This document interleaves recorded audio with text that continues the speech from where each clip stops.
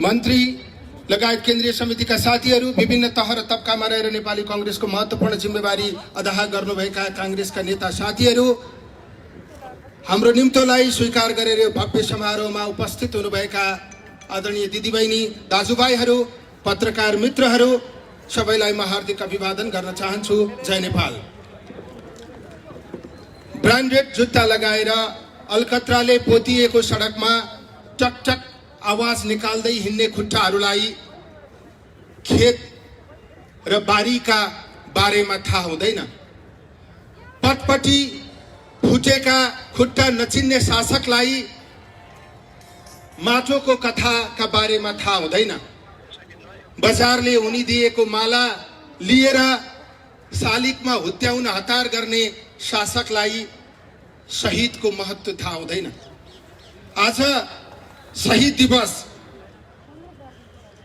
म अमर शहीदहरूप्रति गहिरो सम्मान व्यक्त गर्न चाहन्छु।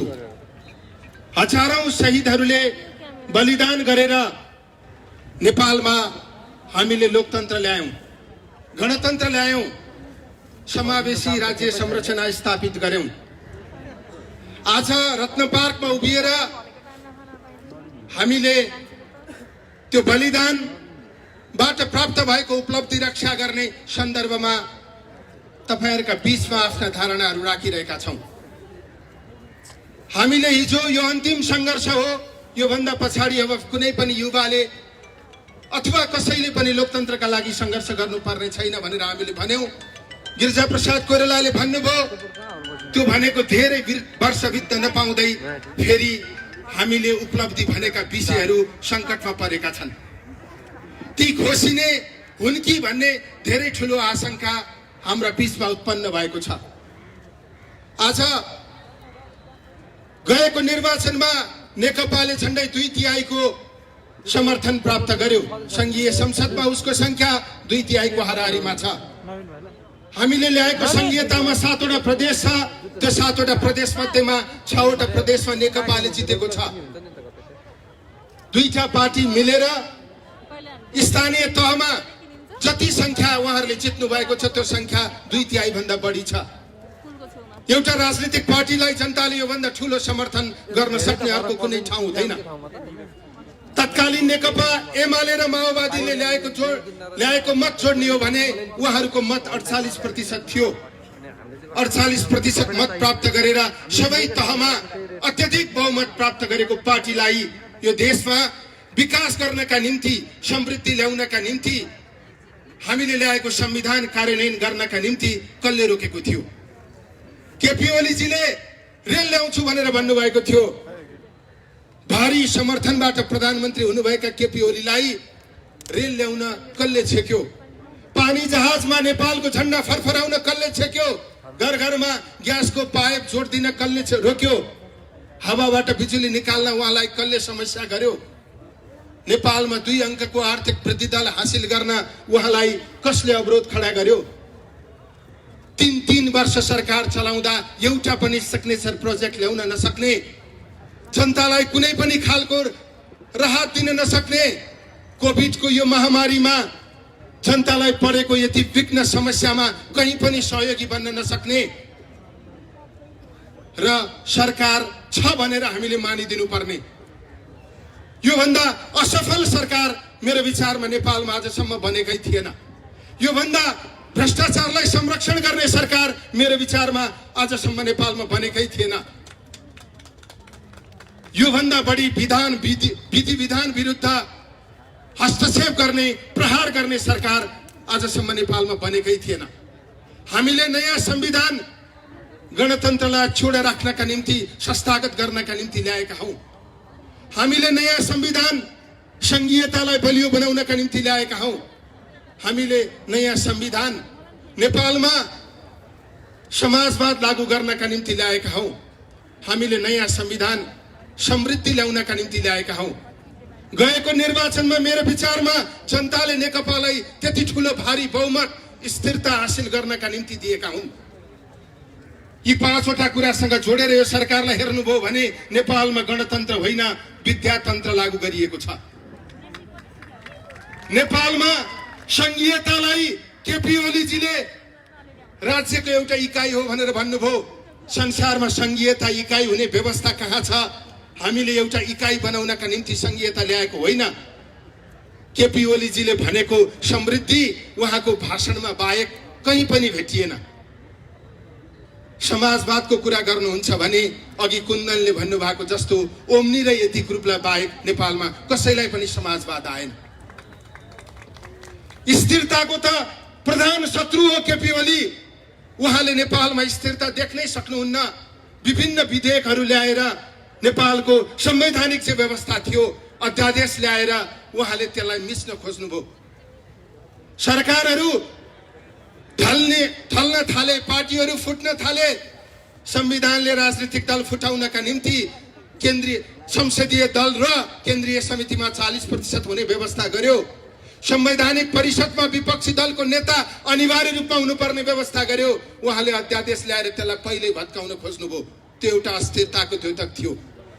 संसदमा 2/3 ल्याएको पार्टी अनि त्यसको अध्यक्ष प्रधानमन्त्री भएको बेलामा त्यही संसदलाई उहाँले विघटन गर्नुभयो।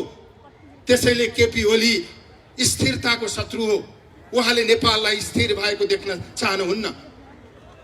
आज सरकार सञ्चालनको पक्षबाट मात्रै होइन, नेपालको संविधान रक्षाको पक्षबाट पनि केपी ओली यो संविधानको प्रमुख बाधक हो, लोकतन्त्रको प्रमुख बाधक हो, संघीयताको प्रमुख बाधक हो र नेपालमा समृद्धि आउन नसक्नुको मुख्य कारण केपी ओलीले देशको नेतृत्व गरेको कारणले हो। आज नेपालको संविधानले स्थिरताका निम्ति धेरै व्यवस्था गरेको छ। संवैधानिक व्यवस्थालाई कुल्चिएर उहाँले 2/3 संसद भङ्ग गर्नुभयो। नेपालको संविधानको कुन धारामा प्रधानमन्त्रीले अविश्वासको प्रस्ताव ल्याएर त्यो प्रस्ताव फेस गर्न सकेन भने संसद विघटन गर्ने व्यवस्था गरिएको छ। अझ केपी ओलीजीका विरुद्ध त अविश्वासको प्रस्तावसम्म पनि दर्ता भएको थिएन। धारा 76 को 1 देखि 10 सम्म विभिन्न व्यवस्थाहरू गरिएको छ। 1 देखि 9 सम्म कुनै पनि काम नगरिकन एकैचोटि 10औं नम्बरमा प्रवेश गर्न पाइन्छ। संसद विघटनलाई संविधानले अत्यन्त धेरै अप्ठ्यारो बनाएको छ। संविधान मस्यौदाकार आदरणीय कृष्णप्रसाद छिटौलाजी यही हुनुहुन्छ। नेपालको संविधानले सरकारहरू छिटो छिटो फेरिए भनेर 2 वर्षसम्म अविश्वासको प्रस्ताव ल्याउन नपाउने व्यवस्था गरेको छ। नेपालको संविधानमा प्रधानमन्त्रीहरूले आफू टिक्नका निम्ति 50-60 जना मन्त्री बनाउन थाले भनेर 25 जना भन्दा बढी मन्त्री नबनाउने व्यवस्था गरेको छ। संविधानमा अवधिभन्दा पहिले संसद विघटन गर्न नसकिने हदैसम्मको व्यवस्था गरिएको छ। तर प्रधानमन्त्रीले प्रचण्डजीसँग रिस उठ्यो, माधव नेपालजीसँग रिस उठ्यो, उहाँले संसद विघटन गरिदिनु भयो। कसैसँग रिस उठेको आधारमा जनताको संसद विघटन गर्न पाइन्छ? हिजोको संविधानमा त्यो व्यवस्था थियो होला, तर नेपालमा आज नयाँ संविधान छ। हिजोको संविधानमा त्यो व्यवस्था थियो भनेर नयाँ संविधान आइसकेपछि पुरानो संविधानको व्यवस्था लागू गर्न मिल्छ? बेलायतमा यो व्यवस्था छ, यो परम्परा छ भनेर नेपालमा त्यो परम्परा लागू गर्न मिल्छ? नेपालमा त नयाँ संविधान छ। हामीले संविधान भन्दा माथि कसैलाई पनि नराख्नका निम्ति गणतन्त्र ल्याएका हौं। हिजो राजाहरूले टेरेनन्, त्यसैले राजाहरूले नटेरेका कारणले उनीहरूलाई हामीले हटायौं र गणतन्त्र ल्यायौं। तर आज संविधान भन्दा माथि बस्न खोजिरहनु भएको छ विद्यादेवी भण्डारीज्यू, केपी ओलीज्यू। पाब्लो नेरुदले भनेका थिए, तिमी बगैँचाको फूल टिप्न सक्छौ, तिमी बगैँचा फाड्न सक्छौ, तर वसन्त आगमनलाई तिमीले रोक्न सक्दैनौ। केपी ओलीजी, तपाईले एकपटक संवैधानिक व्यवस्थालाई कुल्चन सक्नुहुन्छ। तपाईले एकपटक नागरिक सभाको आन्दोलनमा फोहोरा हाल्न सक्नुहुन्छ। तपाईले थुप्रै मान्छेलाई शहीद बनाउन सक्नुहुन्छ, तर देशको प्रगति र उन्नतिलाई तपाईले रोक्न सक्नुहुन्न। तपाई निरङ्कुश शासक बन्ने तपाईको जुन चेष्टा छ त्यो कुनै पनि हालतमा सम्भव हुन सक्दैन। त्यसैले समयलाई केपी ओलीजीले रोक्न सक्नुहुन्न, लोकतन्त्रलाई उहाँले समाप्त गर्न सक्नुहुन्न। यो जुन खालको प्रवृत्ति केपी ओली प्रवृत्ति मुलुकको राजनीतिमा देखिएको छ। यो प्रवृत्तिले नेपालको लोकतन्त्रलाई बलियो बनाउँदैन, नेपालमा लोकतन्त्रलाई संस्थागत गर्दैन। एउटा भनाइ छ, मकैबारी हेर्न बाँदरलाई जिम्मा दिए जस्तै नेपालको गणतन्त्रको नेतृत्व गर्न केपी ओलीलाई जिम्मा दिएको कारणले यो परिस्थिति निर्माण भएको हो। ६५-६३ सालको जनआन्दोलनको उपलब्धि हासिल गर्ने सवालमा केपी ओलीजी त्यसको अंशियार होइन। केपी ओलीजी गणतन्त्रवादी नेता पनि होइन। गणतन्त्र विरोधी नेतालाई हामीले गणतन्त्रको बागडोर सम्हाल्न दियौं। त्यसकारण आज यो उपलब्धिहरू संकटमा परेको स्थिति छ। म सम्मानित अदालतलाई पनि भन्न चाहन्छु, अदालत र न्यायमूर्तिहरू हाम्रा लागि सम्मानित व्यक्ति र संस्था हो। अदालतको निष्पक्षताका निम्ति हामी लडेका हौं। शक्ति पृथकीकरण हाम्रो सिद्धान्त हो। त्यसैले शक्ति पृथकीकरणको आधारमा अदालत निष्पक्ष छ भन्ने हाम्रो विश्वास छ। अदालत किन व्यवस्था गरिएको भने केपी ओली जस्ता मान्छेहरू निर्वाचित भएर आउन सक्छन्, यिनीहरूले संविधानमाथि प्रहार गर्न सक्छन्।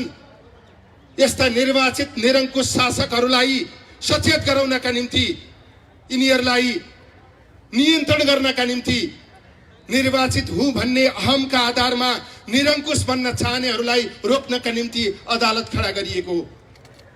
त्यसैले अदालतको निष्पक्षतामाथि हाम्रो प्रश्न चिन्ह होइन। हामी जनताबाट निर्वाचित संसदलाई अदालतले पुनर्बहाली गर्छ भन्ने हाम्रो विश्वास छ। यो निरङ्कुश शासक, यो अहङ्कारी शासकलाई ठेगान लगाउने सवालमा अदालतले संवैधानिक जे व्यवस्था गरेको छ त्यसलाई लागू गर्छ भन्ने हाम्रो विश्वास छ। त्यसैले अदालत प्रति हामी विश्वास व्यक्त गर्दै हामी के भन्न चाहन्छौं भने केपी ओलीले पुसको 5 गते चाल्नु भएको कदम असंवैधानिक हो, अलोकतान्त्रिक हो। त्यो कदम सच्चिनुपर्छ। मान्छेहरूले प्रश्न गर्ने गरेका छन्, कदम सच्चिने भनेको के हो? कांग्रेसले कदम सच्चिनुपर्छ त भनेको छ, तर संसदको पुनर्बहाली हुनुपर्छ भनेको छैन। होइन, कदम सच्चिनुपर्छ भनेकै संसदको पुनर्बहाली हुनु हो। प्रतिनिधि सभाको पुनर्बहाली कांग्रेसको माग हो, किनकि कांग्रेस संविधानवादमा विश्वास गर्छ। संसद विघटन असंवैधानिक भनेपछि, असंवैधानिक कदम भइसकेपछि हुने निर्वाचन कसरी संवैधानिक हुन सक्छ? केपी ओलीजीले संसद विघटन गर्नुभएको छ। संसद विघटन गरेपछि उहाँ काम चलाउ प्रधानमन्त्री हो। काम चलाउ प्रधानमन्त्रीले दुनियाँमा कहाँ मन्त्रीमण्डल विस्तार गरेको छ? संसद विघटन गरेपछि केपी ओलीजीले मन्त्रीमण्डल विस्तार गर्नुभएको छ। संसारको कुन चाहिँ परम्पराले यो गर्न दिन्छ? संसारमा कुन संविधानमा यस्तो व्यवस्था गरिएको छ? लाज पनि लजाइसक्यो। प्रदेशमा हरेको व्यक्तिलाई संघीय मन्त्रीमण्डलको सदस्य बनाइएको छ। प्रतिनिधि सभामा हरेको व्यक्तिलाई राष्ट्रिय सभाको सदस्य बनाइएको छ। स्वास्थ्य सामग्री खरिदमा गुरमलुटसँग भ्रष्टाचार गरिएको छ। तपाईले लगाउनु भएको मास्क 10 रुपैयाँमा किन्न पाइन्छ, तर राज्य कोषको पैसा खर्च गरेर नेपाल सरकारले G2CU सम्झौता गरेर 53 रुपैयाँमा यो मास्क किनेको हिसाब देखाएको छ। यो भन्दा ठूलो अनियमितता र यो भन्दा ठूलो भ्रष्टाचारहरू के हुन सक्छ? संसद विघटन गर्ने पक्का भइसकेपछि संवैधानिक परिषदको बैठक बसेर स्थगन गरिएको अध्यादेश बिउताएर विभिन्न नियुक्तिहरू गरिएको छ। अख्तियार अनुसन्धान आयोगको प्रमुख जसलाई बनाइएको छ, उहाँको फाइल अख्तियारमा पहिल्यै तामेलीमा बसेको छ। अख्तियारमा फाइल भएको मान्छे अख्तियारको प्रमुख हुन गएपछि अब उसले भ्रष्टाचार रोक्न सक्छ? निर्वाचन आयोगमा नेकपाको सदस्य केपी ओलीजीको भक्तला लगेपछि निर्वाचन निष्पक्ष हुन सक्छ? संसद विघटन गर्ने निश्चित भइसकेपछि संवैधानिक आयोगका सदस्य र प्रमुखहरू नियुक्त गर्न पाइन्छ? यो भन्दा ठूलो अहंकार, यो भन्दा ठूलो ज्याजती, यो भन्दा ठूलो मन परितन्त्रहरू के हुन सक्छ? त्यसैले संवैधानिक परिषदमा गरिएको नियुक्ति पूर्ण रूपमा असंवैधानिक छ। त्यसमा नेपाली कांग्रेसको असहमति छ, विरोध छ। त्यो खारेज हुनुपर्छ। मन्त्रीमण्डल विस्तार काम चलाउ सरकारले गर्न सक्दैन, त्यो पनि खारेज हुनुपर्छ। सँगसँगै यो असंवैधानिक कदम सचिएर संसदको पुनर्बहाली हुनुपर्छ। कांग्रेस यो संसदमा सानो आकारमा होला त्यो एउटा विषय हो। कांग्रेसको आकार सानो छ या ठुलो छ त्यो हाम्रो सरोकारको कुरा होइन। 15 सालमा 2/3 ल्याएर निर्वाचित भएका बीपी कोइरालाले ज्ञानेन्द्रले महेन्द्रले भने अनुसार गरिदिन तयार भएको भए उनी सधैँ प्रधानमन्त्री भइरहन्थे। तर उनी महेन्द्रले भने अनुसार गर्न तयार भएनन्। लोकतन्त्र समाप्त हुन उनले दिएनन्। त्यसकारण उनी प्रधानमन्त्रीको कुर्सीबाट सिधै जेलको छिडीमा पुगे। त्यसैले कांग्रेसका लागि संविधानवाद ठूलो कुरा हो, लोकतन्त्र ठूलो कुरा हो। पहिलो कुरा असंवैधानिक कदम चाल्ने प्रधानमन्त्रीले गरेको चुनाव संवैधानिक हुन सक्दैन। केपी ओलीजी चुनाव गर्ने ल्याकत राख्नुहुन्न। उहाँले गरेको चुनाव आधिकारिक हुन सक्दैन। त्यसमाथि केपी ओलीजीले चुनाव गर्नुहुन्न।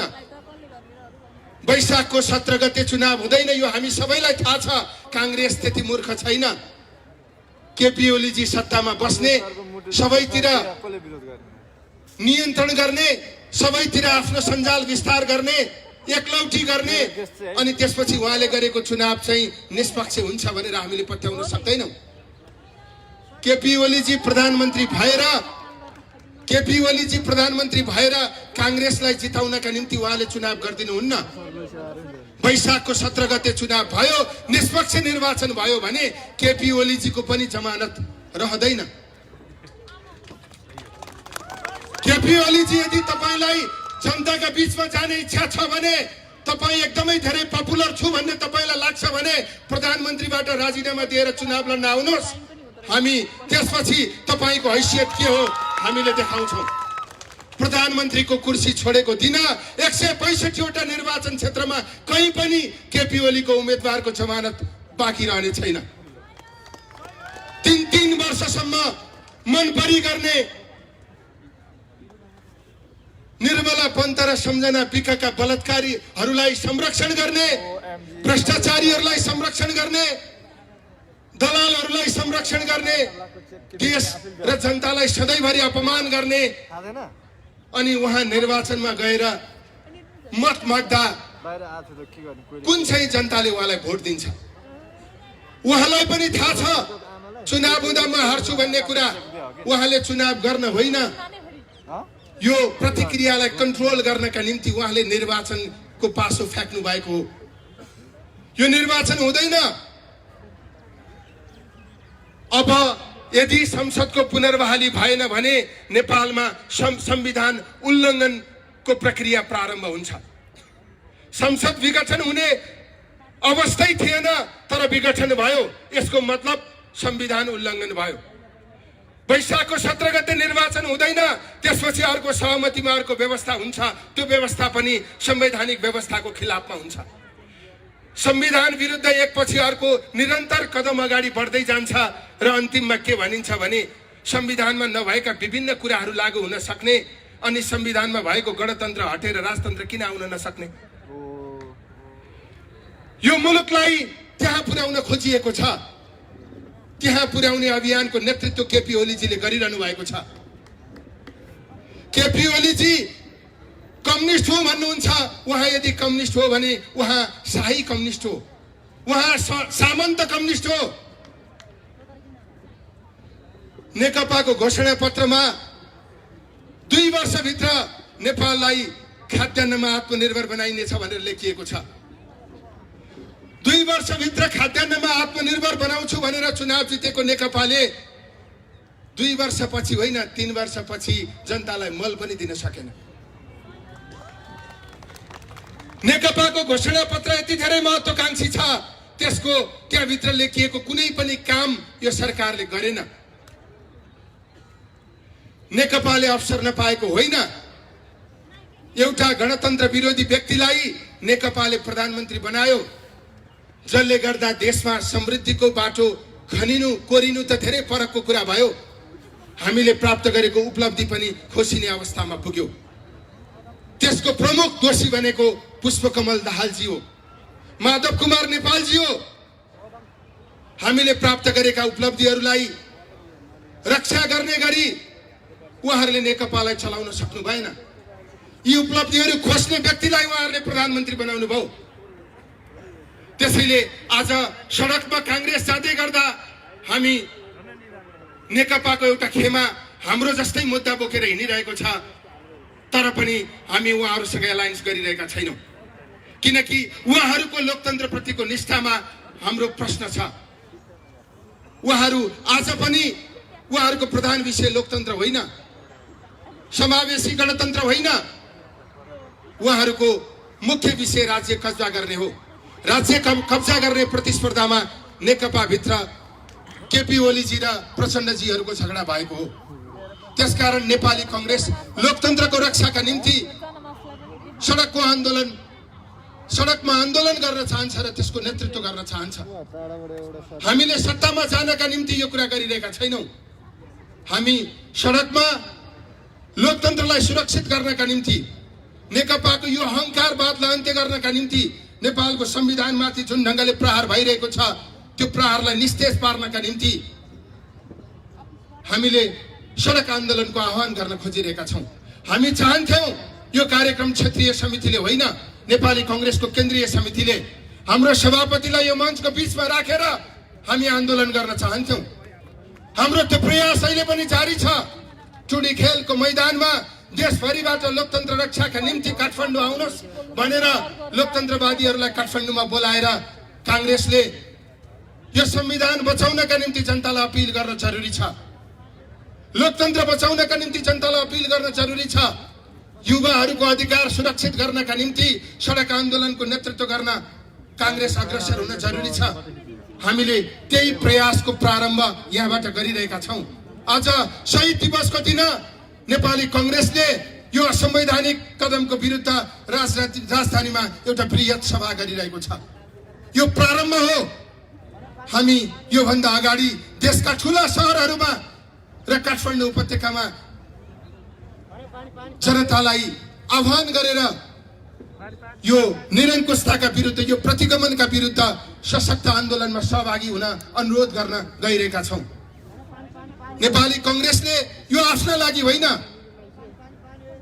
हामीले बारम्बार भनेका छौं, हामी हाम्रा लागि कांग्रेस भएको होइन, अरूको अधिकार रक्षा गर्नका निम्ति कांग्रेस भएका हौं।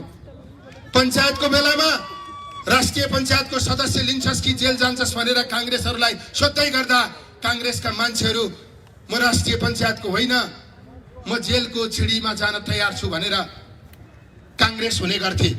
आज पनि हाम्रो भनाई संसदमा हाम्रो संख्या धेरै सानो होला, चुनावमा हामीले धेरै सिट जितिएला, तर असंवैधानिक कुराको पक्षमा हामी हुन सक्दैनौं।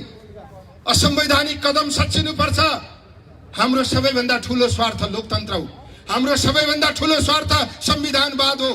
संविधानवाद उल्लङ्घन भयो भने हामी आफूलाई बलिदानी गर्न पनि तयार हुन्छौं। कांग्रेसले विभिन्न गल्तीहरू गरेको होला, तर लोकतन्त्रको मूल्यमा कहिल्यै पनि सम्झौता गरेको छैन। त्यसैले आजको गणतन्त्रमा हाम्रो नेतृत्वको प्रवृत्ति यस्तो भयो, जुन अहंकारी छ, जुन सामन्ती छ, त्यो प्रवृत्तिका कारणले यो गणतन्त्रले जनतालाई उपलब्धि दिन सकेन। यो संविधानको दोष होइन। अमेरिकाको संसदमा कतिजना महिला सदस्य छन्? भारतको संसदमा कतिजना महिला सदस्य छन्? नेपालमा जस्तो 1/3 महिला सदस्य भएको संसद संसारको कतिवटा देशमा छ? आज हामीले अपमान गरेर भन्ने गरेको कामी जो यो समाजको इन्जिनियर थियो, त्यसलाई संसदमा जाने व्यवस्था यो संविधानले गरेको छ। अभ्यासमा दुई मान्छेलाई ल्याइएन होला, ब्रिफकेस संसद पदसँग साटियो होला, तर त्यसलाई सुधार गर्न सकिन्छ। यो संविधानको सुन्दर पक्ष भनेको समावेशिता हो। बहुजातीय देश, बहुधार्मिक देश, बहुसांस्कृतिक देश, यति धेरै विविधता भएको देश अब एकात्मक राज्य प्रणालीबाट चल्न सक्छ। अब यो देशमा समावेशी राज्य संरचना नभई यो देशको राजनीतिको मूल प्रवाहमा सबै जनता हटाउन सक्छन्। त्यसैले आजको सन्दर्भमा थुप्रै परिवर्तनका विषयहरू हुन सक्छन्, तर यसका आधारभूत मान्यताहरू चाहिँ हुन् त्यो प्रगतिशील छ। त्यो प्रगतिशील मान्यताहरू बोकेको संविधानलाई छुन राख्नका निम्ति हामी सङ्घर्षमा उत्रिन जरुरी छ। यो संविधानका यी मूलभूत विषयहरूमा यसरी प्रहार गर्ने क्रम सुरु भयो भने यो संविधान समाप्त भएर जान्छ, लोकतन्त्र समाप्त भएर जान्छ, नेपालको समावेशी राजनीति समाप्त भएर हामी प्रतिगमनको बाटोतिर जान्छौँ। अँध्यारो कुनामा बसेर धेरै मान्छेहरूले यस्तो खालको चलखेल गरिरहेका छन्, यसबाट हामी सचेत हुन जरुरी छ। सत्तामा केपी ओलीजी हुनुहुन्छ, अरूले विभिन्न ढङ्गले चलखेल गरिरहेका छन्, त्यसकारण हामी सडकमा उपस्थित भएर खबरदारी गर्न जरुरी छ। त्यो खबरदारी गर्न आह्वान गर्नका निम्ति आज नेपाली कांग्रेसले यो कार्यक्रमको आयोजना गरेको। यो कार्यक्रम बृहत ढङ्गबाट अगाडि बढ्छ। अब आन्दोलनको विकल्प छैन, त्यो आन्दोलनको नेतृत्व कांग्रेसले गर्न आवश्यक छ। हाम्रो असन्तुष्टि प्रकट भइरहेको होइन, हाम्रो संविधान प्रतिको निष्ठा प्रकट भइरहेको हो। त्यसैले यो निष्ठा प्रकट गर्ने सन्दर्भमा हामीले सडकमा गर्ने कार्यक्रमहरूमा यहाँहरूको सहभागिताका निम्ति हामी अपिल गर्न चाहन्छौँ। केपी ओलीको नेतृत्वमा नेपालको संविधान दिन प्रतिदिन नेपालको संविधानमाथि प्रहार हुँदै जान्छ। त्यो निस्तेज गर्नका निम्ति, केपी ओली प्रवृत्तिको अन्त्य गर्नका निम्ति, यो अहंकारलाई समाप्त गर्नका निम्ति हामीले सडकबाट खबरदारी गर्न जरुरी छ। यही अनुरोध गर्दै आजको कार्यक्रममा सहभागी भइदिनु भएकोमा सबैप्रति आभार प्रकट गर्दै काठमाडौँ क्षेत्र नम्बर 6 लाई पनि हार्दिक धन्यवाद दिँदै तपाईहरू सबैबाट बिदा हुन चाहन्छु। धन्यवाद। जय नेपाल। धन्यवाद नेपाली कांग्रेसका नेता प्रदीप पौडेलजीलाई। जुन हरेक आन्दोलनहरू यसै क्षेत्रबाट काठमाडौँ निर्वाचन क्षेत्र नम्बर 6 यसैले नै अगुवाई गर्दै आएको छ। उहाँले भनेर जानुभएको छ, यहाँबाट नै आजबाट सुरुवात भएको जानकारी गर्नुभएको छ। उहाँलाई धेरै धेरै धन्यवाद। अब यसै क्रममा मन्तव्यको लागि आउँदै हुनुहुन्छ नेपाली जनताहरूको ढुकढुकी, तमाम युवाहरूको ढुकढुकी, नेपाली कांग्रेसका पूर्व स्वास्थ्य मन्त्री श्री गगन कुमार थापाज्यूलाई हार्दिक स्वागत हुन्छ।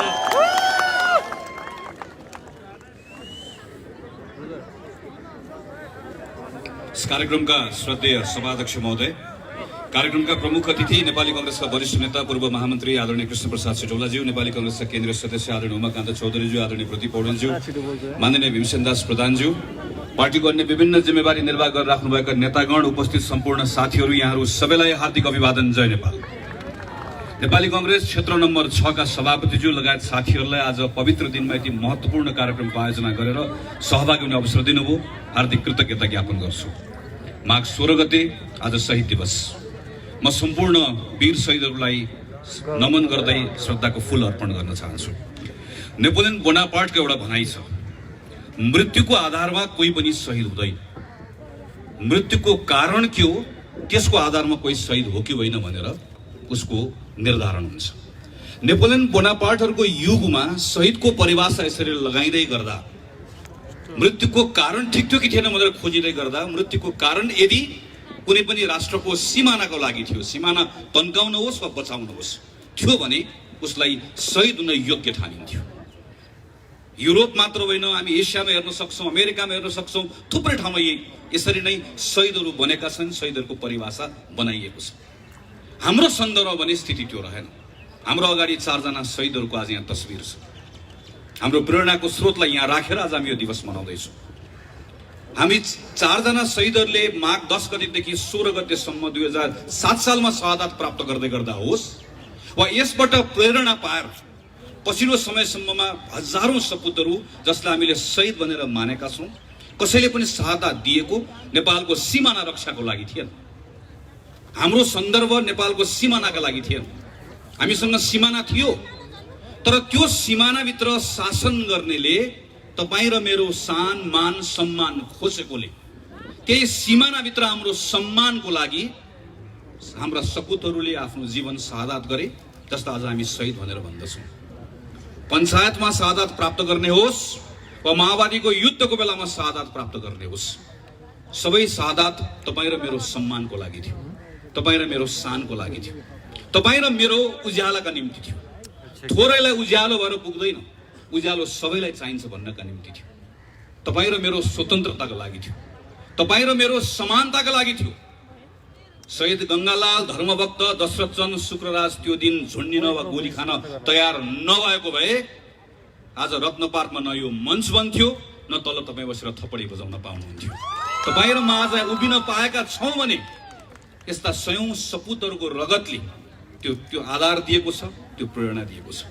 2007 सालमा आएको परिवर्तन पश्चात केही वर्षको संक्रमण पछाडि जब 2015 सालमा निर्वाचन भयो, त्यो निर्वाचन पछाडि जतिखेर पहिलो जननिर्वाचित सरकार बन्यो, त्यो सरकारले आफ्नो कार्यकाल पूरा गर्न पाएको भए, दरबारले अनावश्यक महत्वाकांक्षा नराखेको भए आज सायद नेपालमा संवैधानिक राजतन्त्र पनि रहन्थ्यो होला।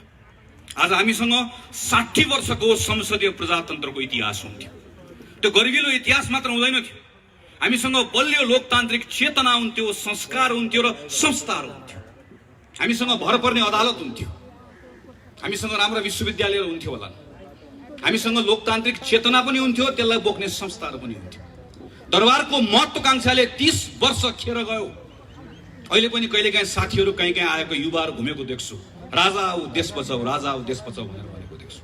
30 वर्ष दरबारले यही ठाउँबाट एकल शासन गर्ने मौका पायो। दरबारका विरुद्ध जो बोल्थ्यो उसलाई अराष्ट्रिय करार गरिन्थ्यो। हाम्रा कैयन साथीहरू मारिए। प्रतिपक्षविहीन राजनीति, 30 वर्षको स्थिरता, तर 30 वर्षपछि नेपालको अवस्था के रह्यो?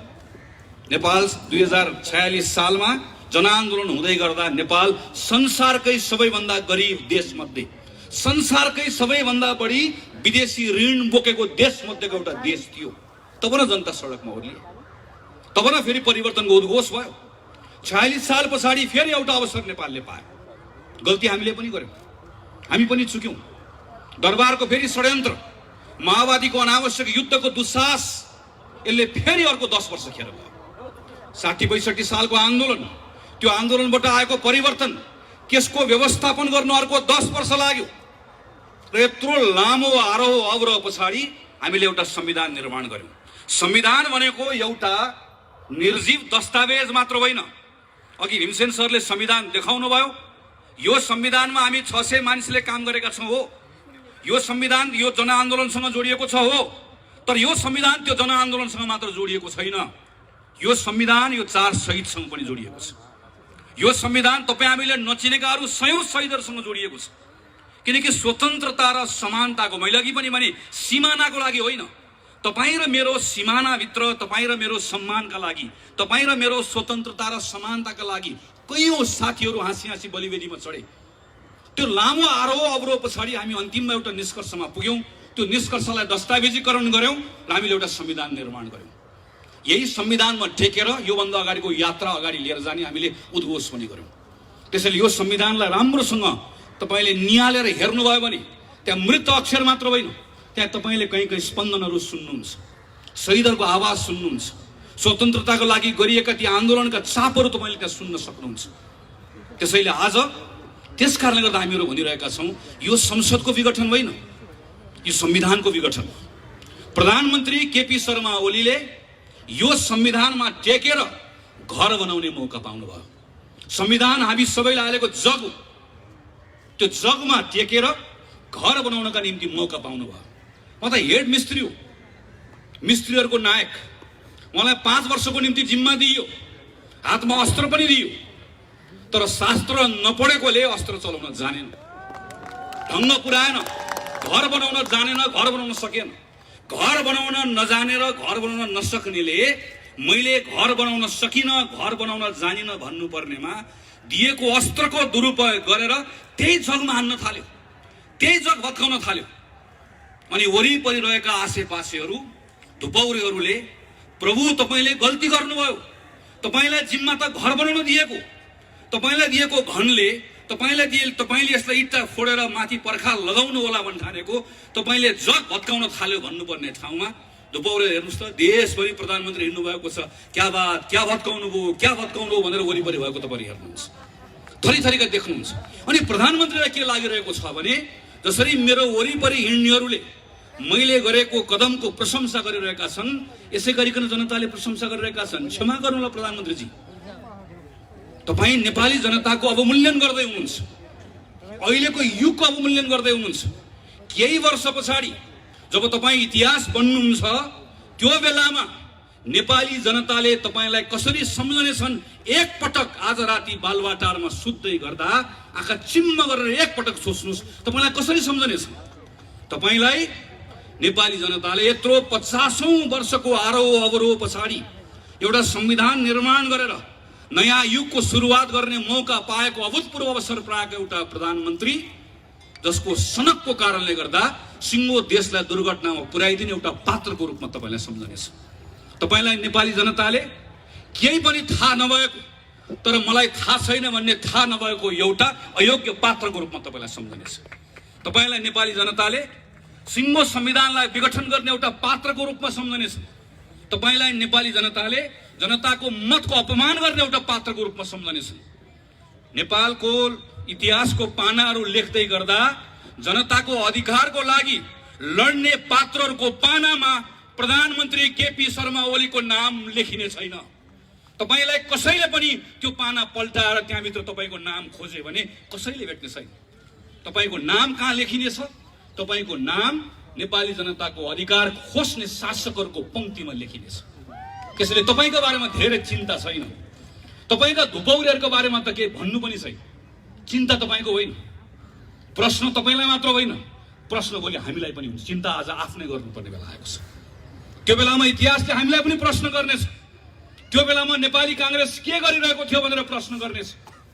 त्यो बेलामा नेपाली कांग्रेसले भन्न पाउँछ प्रधानमन्त्री केपी शर्मा ओलीको कदमलाई असंवैधानिक कदम हो भनेर ढक्क उभिएर बसेको थियो भनेर भन्न पाउँछ। तर भन्न पाउने हक र अधिकारलाई हाम्रै केही साथीहरूले अल्मलाइदिनु भएको छ कि लड्डु कांग्रेसहरू मैदानमा आउनु भएको छ। यो हातमा पनि लड्डु, त्यो हातमा पनि लड्डु। लड्डु कांग्रेसहरूको कारणले गर्दा आज कांग्रेसमाथि नै प्रश्न उठेको छ। यो प्रश्नलाई पनि भोलि उठ्न नसक्ने गरिकन ठेचारेर हामी अगाडि बढ्नुपर्ने छ। यो नेपाली कांग्रेस पार्टी हो जसको नेता बीपी कोइरालाले मोहन शमशेरको अगाडि उभिएर भन्नुभयो, जतिखेर मोहन शमशेरले भने तिमी बाहुनको छोरा भएर गद्दीमाथि आँखा लगाउने, बीपी कोइरालाले उभिएर भन्नुभयो महाराज पूर्वमा लेखेर शासन गर्ने दिन गए। त्यो पार्टीको कार्यकर्ता हो हामी। 30 वर्ष पञ्चायतमा दुर्गानन्द झादेखि योगेन्द्रमान शेरचनसम्म एकचोटि निवेदन लेखेको भए, एकचोटि लेखेको भए मन्त्री प्रधानमन्त्री हुन पाउँथे। झुन्डिए, गोली खाए, मन्त्री प्रधानमन्त्री बन्न कोही पनि तयार भएन। एउटा चुनावको हिसाब किताब गरेर बस्छौँ हामी। चुनाव जित्ने कुरा एउटा राजनीतिक दलले सोच्नु हुँदैन होइन। तर के एउटा चुनाव जित्ने वा हार्ने कुरा मात्रैका निम्ति नेपाली कांग्रेस पार्टी बनेको? आज खेल मैदानमा जाँदै गर्दा अर्कोपट्टिको मैदानमा भएका खेलाडीहरू आफै एकअर्कालाई हान्दैछ। आफै एकअर्कालाई हान्दै गर्दा कोही लडेका छन्, ढलेका छन्। गोल हान्न सजिलो हुन्छ भन्ने तपाईँलाई पनि लागेको छ, मलाई पनि लागेको छ। तर गोल हान्न सजिलो हुन्छ भन्ने लाग्दै गर्दा यति त ध्यान पुर्याउँ, खेल मैदान रहेन गोल हान्नुला। खेल मैदानै रहेन भने गोल कहाँ गएर हान्ने हो? अनि त्यो खेल मैदान राख्ने पद्धतिका निम्ति लडेर आएको कांग्रेस होइन यो। त्यसैले आजको दिन नेपाली कांग्रेसको प्रत्येक साथीले आफैलाई प्रश्न गर्नुपर्छ, यदि कोही अलमलमा छ भने तपाईँ निर्वाचनको पक्षमा कि संसद पुनर्स्थापनाको पक्षमा? गलत प्रश्न। तपाईँ संविधानको पक्षमा हो कि होइन? प्रश्न यो। तपाईँ संविधानको पक्षमा हो भने तपाईँ जनताको पक्षमा हो कि होइन? तपाईँ न्यायको पक्षमा हो कि होइन? तपाईँ आज न्यायको पक्षमा हो कि अन्यायको पक्षमा हो? तपाईँ आज संविधान र जनताको पक्षमा हो कि यो संविधानलाई विघटन गर्ने तत्त्वहरूको पक्षमा हो? प्रश्न यो। यो प्रश्नमा नेपाली कांग्रेस पार्टीले स्पष्ट निर्णय गरेर आफूलाई उभ्याएको छ। यो निर्णयलाई आजको दिनमा कतिपय ठाउँमा साथीहरू अल्मलिनु भएको छ, कतिपय अभिव्यक्तिहरूले अल्मलिनु भएको छ। म तमाम साथीहरूलाई आग्रह गर्छु, पार्टीको जुनसुकै तहको नेता होस्, पार्टीको निर्णयले बाँधिएको छ र पार्टीको निर्णय यही हो। पुष 5 गते प्रधानमन्त्री केपी शर्मा ओलीले गर्नुभएको काम असंवैधानिक हो। असंवैधानिक केपी ओलीको कदम मुर्दाबाद पार्टीको नारा यही हो। यो भन्दा दायाँ बायाँ न नेपाली कांग्रेसको निर्णय छ न कसैले निर्णय गराउन पाउँछ। प्रश्न कांग्रेसलाई मात्र होइन, प्रश्न अदालतलाई पनि आउँछ। के साथीहरू के भन्नुहुन्छ भने अदालतको बारेमा बोल्नु हुँदैन। म फेरि भन्छु, बीपी कोइरालाको पार्टीको कार्यकर्ता हौ हामीहरू र यही बीपी कोइराला हो जसले सर्वोच्च अदालततर्फ हेरेर भन्नुभयो यो अदालत हो श्रीमान, न्यायको 4 किल्लाभित्र न्यायको हत्या नहोस्, दायाँ नहेर्नुहोस्, बायाँ नहेर्नुहोस्, वर नहेर्नुहोस्, पर नहेर्नुहोस्, न्याय गर्नुहोस्, विवेक पुर्याउनुहोस्। अदालततर्फ हेरेर पञ्चायतको बेलामा फाँसी मुद्दा लागेको बेलामा बोलेका बीपीका कार्यकर्ताहरू आज रामशाह पद देखेर पर भागेर अदालतको बारेमा बोल्दैनौ भनेर भन्छ भने ती कायरहरू मात्र हुन सक्छ। अदालतको बारेमा कांग्रेसले बोल्दैन भन्ने भ्रम नराखौं। अदालतमा भइरहेको विषयका बारेमा कांग्रेस त बोलिसक्यो र कांग्रेस बोलेर भनिसक्यो पुस 5 गतेको कदम असंवैधानिक हो। अब अदालतले यो भन्दा दायाँ बायाँ फैसला गर्दैन भन्ने हाम्रो विश्वास हो। अदालतले गर्न सक्दैन, अदालतले गर्नु हुँदैन भन्ने हाम्रो मान्यता हो। अदालत प्रतिको प्रचुर विश्वास हो र विश्वासको आधार अघि साथीहरूले चर्चा गरिसक्नु भयो। यही संविधान सभामा हामीहरू काम गर्दै गर्दा आदरणीय नेता कृष्णप्रसाद सिटौलाको नेतृत्वमा मस्यौदा समितिभित्र काम गर्दै गर्दा त्यही संविधान सभाबाट लेखिने संविधानमा भएको नेपालका कम्युनिस्ट पार्टीका साथीहरूको प्रस्ताव थियो अदालतलाई संसद मातहत राख्नुपर्छ। प्रस्ताव थियो एउटा संसदीय समितिले अदालतलाई हेर्नुपर्छ। हामीले भने हुँदैन, अदालतको स्वतन्त्रताको पक्षमा हामी रोक्यौं। यही संसदले अदालतको सम्मान राख्यो। अब हामी चाहन्छौं अदालतले संसदको सम्मान राखोस्। श्रीमानहरुलाई हामीहरू भन्न चाहन्छौं तपाईहरु संविधान पल्टाएर हेरिराख्नु भएको छ, हेर्ने त्यही नै हो। संविधानको अक्षरहरू पढिराख्नु भएको छ, धाराहरू पढिराख्नु भएको छ, पढ्ने त्यही नै हो। तर संविधानको धाराहरू ती अक्षरहरू शून्यबाट आएका होइनन्। त्यसको सृजना कहाँबाट भयो, त्यो कहाँबाट आयो, कहाँबाट जन्मियो, त्यही संविधान सभाबाट जन्मियो। त्यो दुईटा संविधान सभामा काम गरेर आएको सदस्य हुँ म। पहिलो संविधान सभाको एउटा छलफल तिथि मिति याद छ। म सुभाष नेमाङको कोठाभित्र भएका छलफलहरू अहिले पनि सम्झिरहेको छु। पहिलो संविधान सभाबाट संविधान बनेको भए आज नेपालमा संसदीय व्यवस्था रहने संविधानै बन्दैन थियो। त्यो यात्रा पार गरेर हामीहरू दोस्रो संविधान सभामा आयौं। एकातिर हामीलाई प्रत्यक्ष निर्वाचित कार्यकारी जस्तो भइदियोस् भन्ने चाहना, अर्कोतिर स्थिरता भइदियोस् भन्ने चाहना, तर अर्कोतिर संसदीय व्यवस्था पनि रहिदियोस्, नत्र भए नेपालको विविधताको प्रतिनिधित्व हुन सक्दैन भन्ने यथार्थको बोध। त्यसका बीचमा हामीले एउटा निर्णय गर्यौं, हामी संसदीय व्यवस्था राख्छौं, तर यस्तो संसदीय व्यवस्था राख्छौं जसमा हुने व्यवस्था न भूत हो न भविष्य।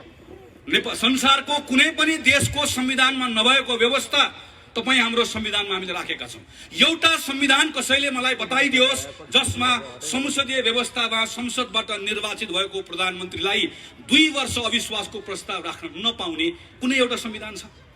2 वर्ष अविश्वासको प्रस्तावको बारेमा जब प्रधानमन्त्री निर्धक्क भएर बस्नुभयो त्यो बेलामा नेपालको संविधान सिरानी राख्ने, अनि आज जब यो संविधानले तपाईलाई विघटन गर्न दिएन अनि त्यो बेलामा भारतको संविधानले यसो भन्छ, बेलायतको संविधानले यसो भन्छ, त्यसो भए भारत जानुस्, त्यसो भए बेलायत जानुस्।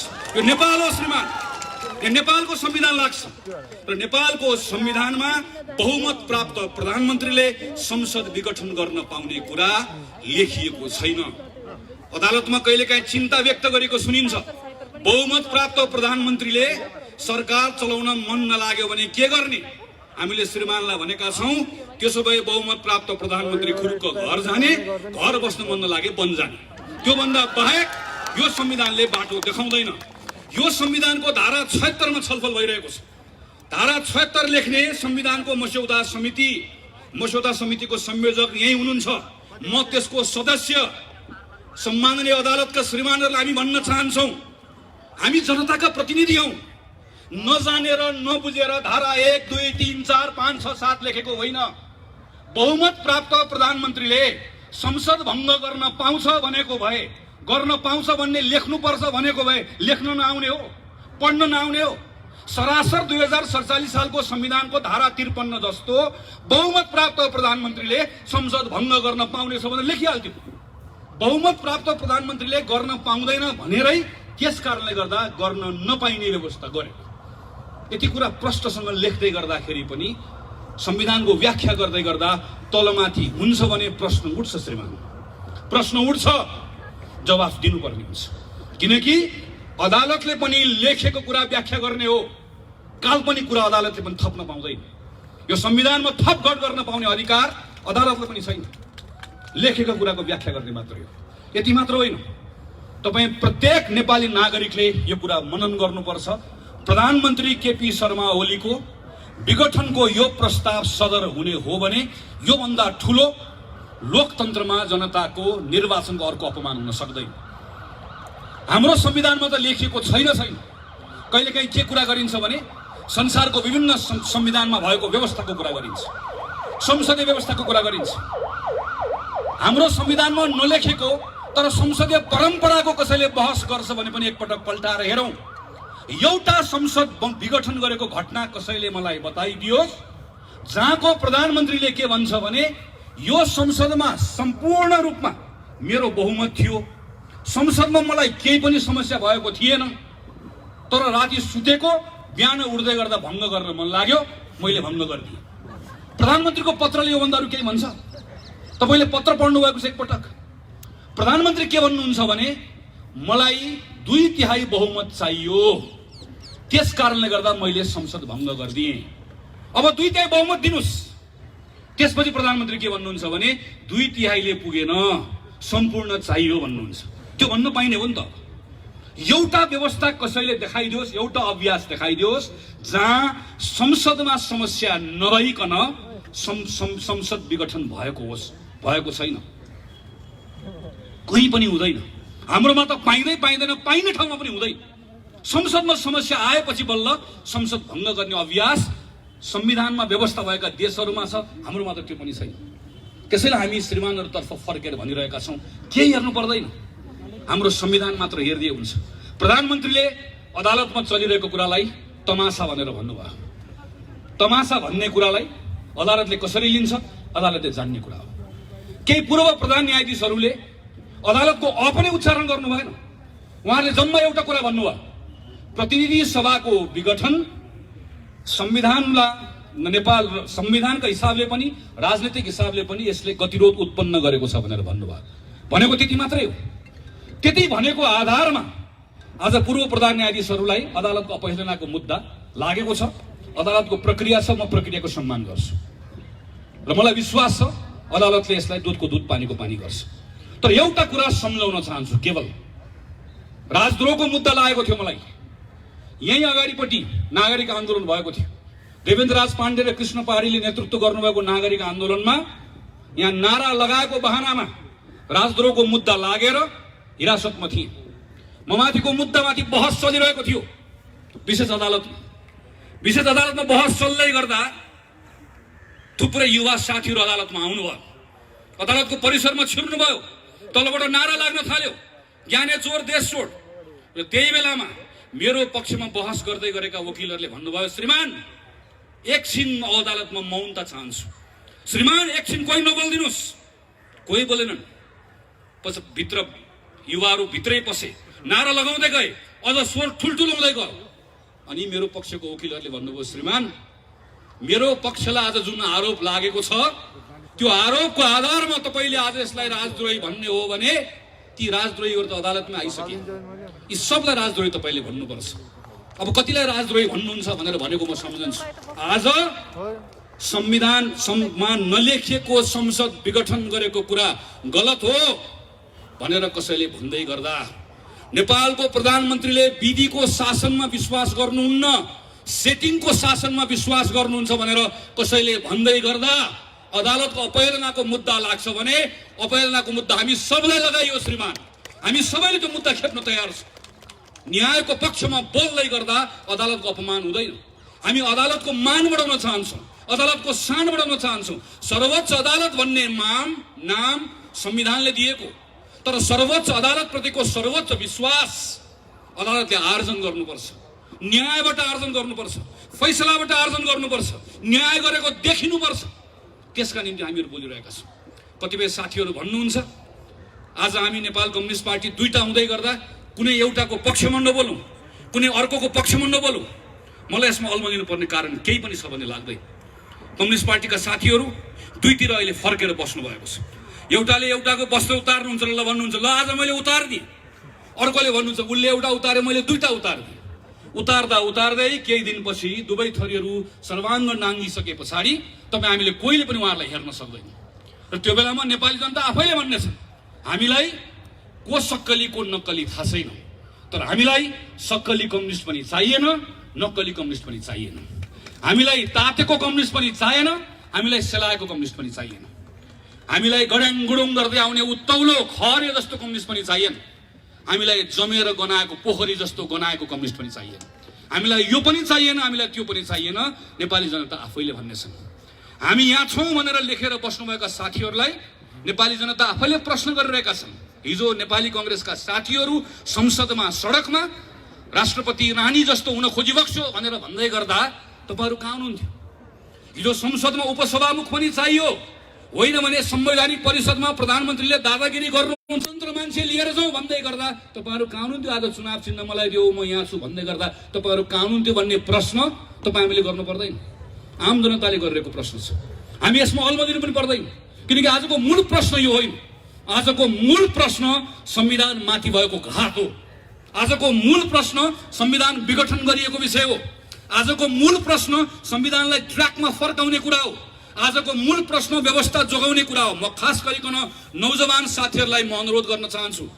48 सालमा 9 कक्षामा पढ्थे, 46 सालको बेलामा प्रदीपजी हामीहरू एउटै विद्यालयमा पक्क स्कुल पढ्दै थियौँ। ठुलो परिवर्तन भयो। परिवर्तनपछि सब ठिकठाक हुन्छ भन्ने लाग्यो। धेरै कुरा भनेको जस्तो भएन। माओवादी आयो, बन्दुक बोकेर आयो, व्यवस्था बदल्छु भनेर आयो, दरबार आयो, व्यवस्था बदल्छु भनेर आयो। त्यो बेलाका युवाहरूको त्यो क्षणिक आवेगमा, क्षणिक नैराश्यतालाई त्यसको दुरुपयोग गरेर अनेकन शक्तिहरू आयो। तर त्यसले हाम्रो पुस्ता खायो, हाम्रो एउटा जेनेरेसन गयो। यो बेलामा तपाईको रिस पार्टीसँग हुन सक्छ, तपाईको रिस नेतासँग हुन सक्छ। रिस उठ्यो पार्टी फेर्दिनुस्, रिस उठ्यो नेता बदल्नुस्, तर पद्धति बदल्ने कुरामा साथ कसैले पनि नदिनुस्। यो पद्धति बदल्ने भत्काउने कुरा फेरि एकपटक सुरु भयो भने अर्को 20 वर्ष जान्छ। लेखेर राख्नुस्, गनेर राख्नुस्। तपाईलाई मन परेन मूर्ख शासक बदल्दिनुस्, तर मूर्ख शासकको हुकुमले चल्ने पद्धतिले नेपालको हित हुँदो रहेछ भन्ने कुरा इतिहासले बताएको छ, पटक पटक प्रमाणित भएको छ। त्यसैले यो बेलामा कोही प्रतिको माया राख्नु पर्दैन, कोही प्रतिको दुराग्रह पनि राख्नु पर्दैन। तपाई कांग्रेस हुनै पर्दैन। कांग्रेस हुने, कांग्रेसलाई मत हाल्ने कुरा आउँछ त्यो दिन गर्नु होला। यो पटक तपाई एउटा नेपाली नागरिक भएर सोच्ने हो। तपाईले यो पटक तपाईले नेपालको भविष्यका बारेमा सोच्ने हो। यो बेलामा तपाई बोल्ने जसरी गंगालाल 22 वर्षको उमेरमा 22 वर्षको उमेरमा एउटा युवक भोलि गएर तपाई र मैले उज्यालो देख्न पाउला कि नपाउला भनेर बोले मात्र बिना गोली खाए। तपाई आज तपाईका लागि, तपाईको भविष्यका लागि, हाम्रो देशका लागि, हाम्रो भविष्यका लागि बोल्न तयार हो कि होइन? बाहिर मैदानमा आउन तयार हो कि होइन? त्यसैले म एउटै कुरा भनेर आग्रह गरेर टुङ्ग्याउन चाहन्छु। विनोद विक्रम केसी, कवि विनोद विक्रम केसीको कवितालाई थोरै मैले आफ्नो हिसाबले बनाएको छु। टाउकोमा लाठी खान तयार रहनुस्, टाउकोमा लाठी खान तयार रहनुस्, ढाडमा बुट खान तयार राख्नुस्। टाउकोमा लाठी खान तयार रहनुस्, ढाडमा बुट खान तयार रहनुस्, छातीमा गोली खान तयार रहनुस्, मस्तिष्कलाई जेलको हावा खान तयार राख्नुस्, मनलाई मृत्युलाई मई खानको लागि तयार राख्नुस्, मनलाई मृत्युलाई मई खानको लागि तयार राख्नुस्। नत्र तानाशाहसँग हार खाएर इतिहासको गाली खान तयार रहनुस्। इतिहासको गाली खाने हो वा लड्ने हो आफ्नो हकका लागि, आफ्नो अधिकारका लागि। आज शहीद दिवसमा त्यही भएर मैदानमा आएको। संकल्प गर्ने हो कि होइन? बोल्ने हो कि होइन? लड्ने हो कि होइन? डट्ने हो कि होइन? त्यही साहसका साथ, संकल्पका साथ देशभरिका साथीहरू उठ्नुहुन्छ भन्ने विश्वास गर्दै मेरो कुरा टुङ्ग्याउँछु। धन्यवाद, नमस्कार, जय नेपाल।